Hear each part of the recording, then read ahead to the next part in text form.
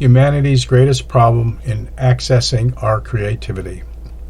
The journey of exploration into our creativity revealed that the greatest problem individuals face in accessing their inherent creative power and creative ability is in following the path of another. This is, rather than learning to follow our own internal guidance and exploring and developing our own inherent creative power and creative ability, we follow external guidance of some type in a way that does not allow us to access and live our truth, often called our authentic self. Rather than following one's unique path and getting support and assistance from those in their life and society, we are taught to believe we need to follow the path of some external teacher, authority, or whatever. In reality, the individual's journey into the depth and breadth of their creative ability and creative power may lead them on a path of life experiences entirely different than what the external world would say, advise, or want for us. The question being addressed here is, why do we follow another or others? It is understood that humans will always need to rely on another or others in some way. So it is not an issue of learning from another or benefiting what another offers to our life. However, to access the inherent creative power and creative ability available to us, we need to discern our own truth and learn to follow our own internal guidance. However, by the time we come to understand the need to do this, it can prove quite challenging as a result of the habitual ways we have learned to live our life and the way both our mind and our body wants to live in what it knows in the comfort of the routine it has created for our life. What is provided here are a few of the key areas and reasons why we listen to others. The solutions to get around or through these areas is not provided here, for each does not need to be addressed directly. Rather, they provide some of the types and kinds of issues you may face when and if you choose to follow your own unique path. The first area is in which we are totally uninformed. That is, we each are a unique creation. On the point of having an experience, each of us are incredibly unique. No one perceives and experiences creation and the world in which we live as we do. Each individual has a unique perception of creation, and each perception is true for their perception. Each of our perceptions are subjective, and no one can prove or disprove what we are seeing and experiencing. We can develop a few objective criteria that we can agree upon, but nevertheless our subjective experiences is true for us, and it cannot be proven or disproven by any other. However, we all seem to buy into what is consistent with what others report, and we disregard the incredibly unique things we see and experience. It's like saying, "Who will believe me?" Now, this uniqueness has existed from the very beginning when our awareness entered our body, either as a fertilized egg or at some later time in the process. But no one that I have ever met talks about the incredible unique perception. We talk about seeing differently and perceiving things differently, but none seem to realize how incredibly unique our perception is, and it does not get discussed, and nowhere in our development is it really brought out in its depth of meaning. Yet this incredibly uniqueness needs to be addressed if we are going to explore the depth and breadth of creativity available to us. The second area where we follow others is unavoidable. We are born dependent, and it takes about 9 to 12 months before a child can literally stand on its own. And the early years up until about 5 years, there's the greatest brain development, and maybe about 7 years of life before the child's thinking becomes logical and organized.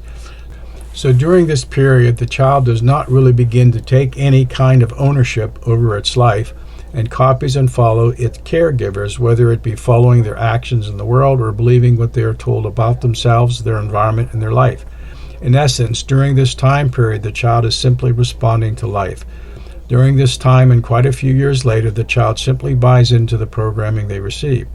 There is little awareness as to the true needs the child may have relative to their unique perceptions of creation. Usually there is little awareness of the caregivers to do what can be done to allow the uniqueness of the child to unfold. The caregiver may be aware of some of the unique aspects of the child, but developing and understanding the uniqueness is not explored. Usually the caregivers are too busy helping the child to grow up as the caregivers define growing up. The third area the human is always looking outward is for survival. After all, it needs to survive in the world. So it looks outward to see what it must do to survive. We look to see what we do in the world is right or correct, so it is not to suffer, avoid pain, and survive. We're not taught to look inward and see what communication is occurring. We often fail to learn what we are feeling inside us, warning us of situations outside may not be serving us.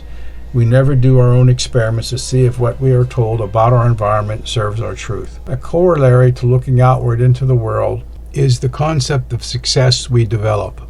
Success can be reduced to being acceptable to those in our external world. If we are accepted by what we do, what we say, we are successful.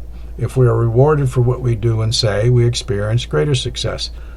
In time, we learn something we do gives us great reward, so we see doing those things of great rewards the target of our success.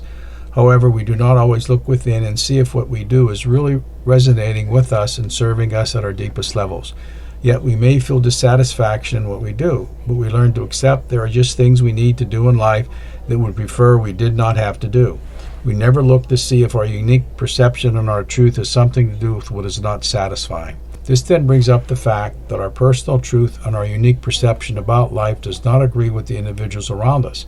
Yet, if we need these others for whatever reason we may have, we deny our truth to fit in, never realizing how we are limiting our creative expression, if not damaging ourselves in some way. And then, of course, there is the fact that our awareness incarnated to have certain types and kinds of experiences. There is a flow of energy carrying us to those experiences, and we access and follow that flow through our internal guidance. But to do so, we need to look inward and again become aware of what we are feeling.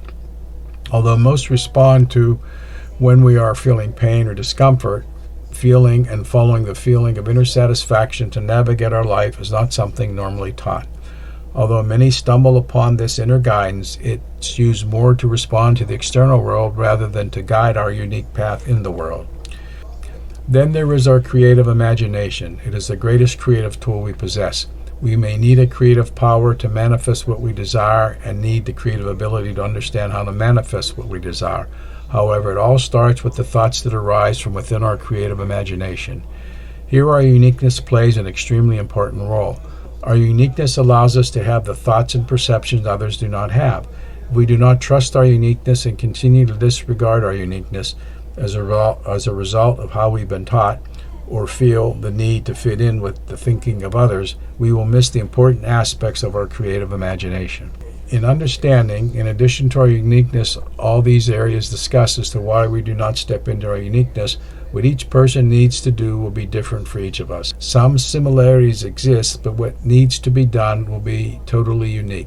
We must become very aware and mindful of this fact if we wish to create that safe space for ourselves or any other individual's creative spirit to freely explore who and what it is and the depth and breadth of their creativity and creative power and ability. There is no prescribed route other than the individual following their own truth, working with their own unique perception, and learning to let their intuition and their human mind to guide them. We all need to eat and digest all that we receive from the external world and see if it resonates and agrees with our truth, and then keep what nourishes us and discard the rest. Then we have to have the courage to do what we need to do for our own unique journey.